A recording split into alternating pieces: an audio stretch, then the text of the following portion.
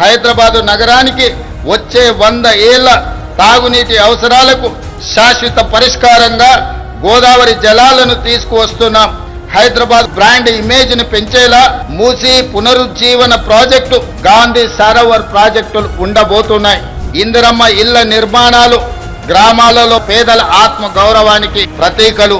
22,500 కోట్ల రూపాయలతో ప్రతి నియోజకవర్గంలో 3,500 ఇందిరమ్మ ఇల్లు లేని పేదవాళ్లకు అందించడం, రాష్ట్రంలోని 3,10,00,000 మంది పేదలకు సన్న బియ్యం అందించడం ద్వారా ఆత్మ గౌరవంతో బ్రతికి ఆ సన్న బియ్యంతోనే తమ సంటి పిల్లలకు తినిపించే పరిస్థితి, ఒక ఆరోగ్యవంతమైన తెలంగాణను, ఆత్మ గౌరవంతో కూడుకున్న తెలంగాణను ఈరోజు పేద ప్రజానికానికి అందించడానికి ప్రజా ప్రభుత్వం ప్రయత్నం చేస్తున్నదని, 2035 నాటికి తెలంగాణ $1 ట్రిలియన్ ఎకానమీగా, 2047 నాటికి $3 ట్రిలియన్ ఎకానమీగా ఎదగాలన్నదే తెలంగాణ ప్రభుత్వం యొక్క లక్ష్యం.